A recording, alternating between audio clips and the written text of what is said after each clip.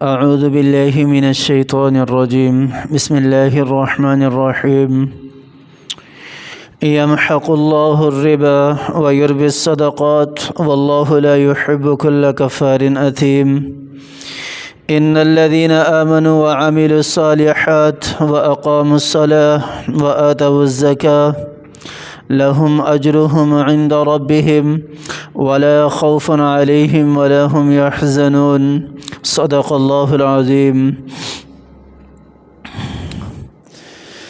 اللہ تعالیٰ نے سورۃ البقرہ کی اس آیت کے اندر سودی لین دین کے جو نقصانات ہیں اللہ تعالیٰ نے ان کا ذکر کیا۔ اس سے پہلی آیت کے اندر سودی کاروبار کے حوالے سے تفصیل کے ساتھ اللہ تعالیٰ نے ذکر کیا تھا، پھر اس کے اوپر احادیث مبارکہ جو ہیں تفسیر ابن کثیر میں جو ذکر کی تھی اس کو بھی بیان کیا گیا۔ اللہ تعالیٰ نے مثال دے کر سمجھایا تھا کہ سودی لین دین کرنے والے، سودی معاملات کرنے والے جتنے بھی ہیں ان کی مثال کس طرح کی ہے۔ اللہ تعالیٰ نے ارشاد فرمایا الذین یأکلون الربا لا یقومون الا کما یقوم الذی یتخبطہ الشیطان من المس۔ مثال پہ واضح طور پہ اللہ تعالیٰ نے عذاب کا ذکر کیا ہے کہ جو سودی لین دین کرنے والے ہیں، جو سودی کاروبار کرنے والے ہیں، کل قیامت والے دن اللہ کے سامنے انہیں اس طرح اٹھایا جائے گا جیسے کہ شیطان نے انہیں خبطی بنا دیا ہو، چمٹ کر شیطان نے انہیں بالکل بدحواس اور اسی طرح حیران شش دردہ کر دیا ہو۔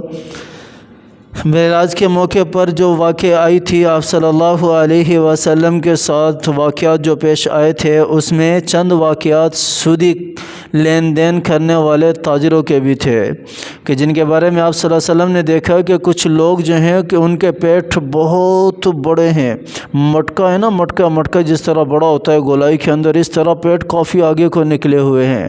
تو آپ صلی اللہ علیہ وسلم نے پوچھا فرشتوں سے کہ یہ کون لوگ ہیں؟ فرشتوں نے بتایا کہ یہ سود کھانے والے ہیں، یہ سود کھانے والے ہیں۔ اور روایت کے اندر ہے کہ ان کے پیٹ کے اندر سانپ تھے، سانپ، اور وہ ان کو اندر ہی اندر کاٹتے ہیں، اندر ہی اندر ڈستے ہیں۔ اور کیوں؟ اس لیے کہ انہوں نے سودی لین دین کو حلال سمجھا، بے و شرا کے بجائے سودی کاروبار اور سودی لین دین کیا۔ آج کل ہمارے کتنے مسلمان ایسے ہیں جن کے بینکوں کے اندر سیونگ اکاؤنٹ کھلے ہوئے ہیں۔ سیونگ اکاؤنٹ یہ سودی اکاؤنٹ ہے، سودی اکاؤنٹ ہے۔ کیا ہوتا ہے سیونگ اکاؤنٹ کے اندر؟ ایک تو ہمارے کچھ مسلمان ایسے بھی ہیں اللہ کے ولی ہیں کہ انہیں پتہ ہی نہیں ہوتا ہے کہ کون سا اکاؤنٹ کھلوائیں کون سا نہیں، وہ بس بینک والے کو بول دیتے ہیں کہ بھی جو آپ کا دل کرتا ہے کھول دو، تو وہ بھی سیونگ اکاؤنٹ کھول دیتے ہیں۔ سیونگ اکاؤنٹ میں کیا ہوتا ہے؟ آپ کے پیسے آپ نکال بھی سکتے ہو، ڈال بھی سکتے ہو، سارا کچھ وہی کرنٹ اکاؤنٹ کی طرح ہوتا ہے، لیکن پورے سال کے بعد بینک جو ہے وہ اس کو ایک پروفٹ دیتا ہے۔ پورا سال گزرنے کے بعد بینک جو ہے وہ سیونگ اکاؤنٹ والے کو، کرنٹ والے کو نہیں دیتا، سیونگ اکاؤنٹ والے کو ایک کیش بیک دیتا ہے، منی دیتے ہیں اس کو کہ بھی آپ نے پورے سال کے اندر ہمارے اس اکاؤنٹ میں اتنے پیسے استعمال کیے اور اتنے پیسوں کے عوض میں ہم آپ کو 2000، 5000 یا 10,000 یا لاکھ یا 2 لاکھ جتنے زیادہ استعمال ہوں اس کے حساب سے پھر وہ بینک جو ہے وہ پیسے ریٹرن کرتا ہے۔ تو یہ سود ہے، جو واپسی وہ آپ کے اکاؤنٹ میں پیسے دے رہا ہے بینک، یہ سود ہے۔ یہ کس چیز کے عوض میں ہے؟ یہ آپ کو پیسے کے بدلے میں پیسے مل رہے ہیں۔ میں نے پچھلے درس کے اندر یہ بھی واضح کیا تھا کہ کون سی ایسی چیزیں ہیں جن کے اندر سودی لین دین ہوتا ہے۔ میں نے واضح طور پہ بتا دیا تھا کہ ہم جن سے جتنی بھی چیزیں ہیں، چاہے وہ مال و دولت سے اس کا تعلق ہو، کھانے پینے والی اشیاء کے ساتھ اس کا تعلق ہو، پہننے والی اشیاء، کسی بھی چیز کے ساتھ اگر ہم جن سی چیزیں ہیں دونوں طرف ایک جیسی چیزیں ہیں، اگر ایک کم دے رہا ہے دوسرے سے وہ زیادہ بڑھا کر لے رہا ہے تو یہ سود ہے، یہ سود ہے۔ ہاں اگر جنس الگ الگ ہے تو پھر یہ سودی لین دین کے اندر نہیں آئے گا۔ میں نے مثال دے کر بھی سمجھایا تھا کہ 5 روپے اگر کسی کو ضرورت ہے تو اگر کسی نے اس کو دے دیا اور کہا کہ کل آپ نے 10 روپے مجھے لوٹانے ہیں، تو یہ 5 روپے جو اضافی لے رہا ہے یہ سود ہے، یہ سود ہے۔ یہ کس چیز کے عوض میں لے رہا ہے؟ پیسوں کے بدلے میں پیسے لے رہا ہے۔ اس چیज़ کی اجازت ہمیں شریعت بالکل بھی نہیں دیتی۔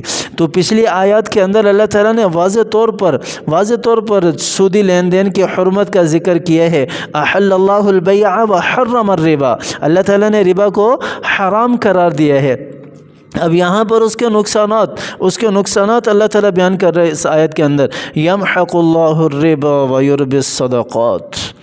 اللہ تعالیٰ نے ارشاد فرمایا کہ سودی لین دین کے ساتھ چاہے تم ساری دنیا ہی کیوں نہ جمع کر لو اپنے پاس، ساری دنیا کا مال و دولت کیوں نہ اکٹھا کر لو، میرے رب نے فرما دیا کہ اس نے میرے ساتھ اعلان جنگ کیا ہے۔ یمحق اللہ الربا، میرے رب نے کہہ دیا کہ میں اس کا سارا مال دنیا کے اندر ضائع کر کے دکھاؤں گا، دنیا کے اندر ہی اس کا مال ضائع کر کے دکھاؤں گا۔ اب اس کی صورتیں مختلف ہو سکتی ہیں، بیماری کی شکل میں اس کا پیسہ ختم ہوگا، ضائع ہوگا، یا کسی اور وجہ سے، یا اللہ حفاظت فرمائے، ہر مسلمان کی حفاظت فرمائے۔ ہمارے جتنے بھی مسلمان ساتھی ہیں جن کو پتہ ہی نہیں ہے کہ سیونگ اکاؤنٹ کیا ہوتا ہے، تو میں ان کو بتاتا چلوں کہ بھئی یہ سودی اکاؤنٹ ہے، اس سے آج ہی توبہ کریں تاکہ اس کے وبال کے اندر ہم کہیں پکڑے نہ جائیں۔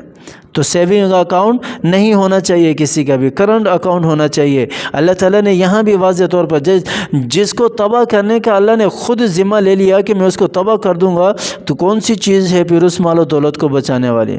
اس مال و دولت کو بچانے والی پھر کوئی نہیں، کوئی ایسی ہستی ہے ہی نہیں کہ جو اس کی حفاظت کر سکے دنیا کے اندر، جس کو اللہ تعالیٰ نے اگر تباہ کرنے کا ذمہ لے لیا۔ یہاں واضح طور پر اللہ تعالیٰ نے ارشاد فرما دیا وَيُرْبِ الصَّدَقَاتِ، اور اس کے مقابلے میں میرا اللہ کہہ رہا ہے کہ جتنے بھی صدقات ہیں، جتنے بھی اللہ تعالیٰ کے راستے میں خرچ کرنے والے ہیں، اللہ تعالیٰ ان کے مال کو بڑھاتے ہیں۔ پچھلے پورے 2 رکوع اللہ تعالیٰ نے اسی چیز کے اوپر بیان کیے ہیں، صدقے کی فضیلت کے اوپر مثالیں دے کر اللہ تعالیٰ نے سمجھایا، اور اللہ تعالیٰ نے طرز عمل بھی بتایا ہے۔ پچھلے 2 درسوں کے اندر 3 درسوں کے اندر گزر چکا ہے کہ کون سا مال جو ہے وہ اللہ کے راستے میں صدقہ کرنا چاہیے، اگر مال نہیں ہے تو پھر انسان کون سی چیز صدقہ کر سکتا ہے، پھر اللہ تعالیٰ کس طرح صدقے کے ذریعے سے اس کے مال کے اندر جو ہے وہ برکتیں نازل فرماتے ہیں، اس کا مال کس طرح بڑھتا ہے، یہ سارا پیچھے اللہ تعالیٰ نے بتا دیا۔ اور مال و دولت کس وجہ سے کم ہوتی ہے وہ بھی ذکر کیا، الشیطان یعدکم الفقر ویأمرکم بالفحشاء۔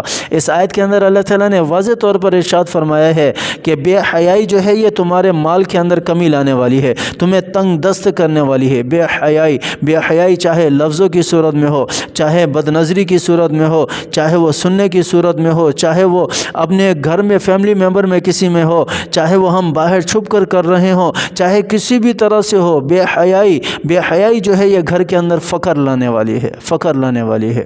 اس میں ہمیں غور کرنا چاہیے۔ ہمارے مائیں بہنیں جو گھروں کے اندر ہے، پردہ لازمی ہے۔ جس طرح نماز پڑھنا فرض ہے، اسی طرح ہماری ماں بہنوں کے اوپر پردہ کرنا بھی فرض ہے۔ ہم سمجھتے ہیں کہ ہمارا کزنوں سے پردہ نہیں ہوتا، کزن سے پردہ لازمی ہے، فرض ہے۔ جس طرح نماز فرض ہے، اس طرح پردہ بھی فرض ہے۔ واللہ لا يحب كل کفار اثیم، اور اللہ تعالیٰ کی ذات جو ہے وہ ہر ایسے شخص کو پسند نہیں فرماتی جو نافرمانی کرنے والا ہے، جو گناہوں کے اندر مبتلا ہے۔ ان الذين آمنوا وعملوا الصالحات، اس کے برعکس جو ایمان لانے والے ہیں اور جو نیک عمل کرنے والے ہیں، واقاموا الصلاة، اور جو نماز پڑھنے والے ہیں، وآتوا الزکاة، اور جو زکوٰۃ دینے والے ہیں، لہم اجرہم عند ربہم ولا خوف علیہم ولا هم يحزنون۔ میرے اللہ نے ارشاد فرما دیا ایسے لوگوں کے لیے اللہ تعالیٰ کے ہاں بہت بڑا اجر ہے، لہم اجرہم عند ربہم، اللہ تعالیٰ کے ہاں، ولا خوف علیہم ولا هم يحزنون۔ اللہ تعالیٰ نے فرما دیا کہ نہ تو دنیا کے اندر ان کے اوپر کسی قسم کا کوئی غم آئے گا، اور نہ آخرت کے اندر ان کے اوپر کسی قسم کا کوئی غم ہوگا، نہ دنیا کے اندر ان کے اوپر کسی قسم کا کوئی خوف ہوگا، اور نہ آخرت میں ان کے اوپر کسی قسم کا خوف ہوگا۔ تو سودی لین دین سے توبہ کریں۔ اپنے مال کو بڑھانا چاہتے ہیں، اللہ تعالیٰ نے بتا دیا وَيُرْبِ الصَّدَقَاتِ، صدقات ایسی چیز ہے، اللہ کے راستے میں خرچ کرنا ایسی چیز ہے جو ہمارے مال کے اندر ہمارے مال کو جو ہے وہ بڑھاتی ہے، ہمارے مال کو زیادہ کرتی ہے۔ اللہ تعالیٰ کی ذات سمجھ عطا فرمائے، اللہ تعالیٰ کی ذات ہمیں قرآن پر عمل کرنے کی توفیق عطا فرمائے۔ اللہ تعالیٰ جتنی بھی ہماری پریشانیاں ہیں، مصیبتیں ہیں، اللہ تعالیٰ غیب سے ان پریشانیوں کو، ان مصیبتوں کو ختم فرمائے، عافیت والی زندگی اللہ سے چاہتے ہیں، اللہ تعالیٰ کی ذات عافیت والی زندگی عطا فرمائے۔ اللہ تعالیٰ سے آزمائشوں سے پناہ مانگتے ہیں، ہر قسم کے شر سے پناہ مانگتے ہیں۔ اللہ تعالیٰ ہماری ہر قسم کے شر سے، آزمائش سے حفاظت فرمائے۔ اللہ تعالیٰ دنیاوی اور اخروی ساری ضرورتوں کو اپنے غیب سے پورا فرمائے، اپنے غیب سے پورا فرمائے۔ قرآن پر عمل کرنے کی توفیق عطا فرمائے، قرآن کو سینے سے لگانے کی توفیق عطا فرمائے، اور قرآن کی تلاوت کرنے کی بھی توفیق عطا فرمائے۔ آمین ثم آمین، وآخر دعوانا ان الحمد للہ رب العالمین۔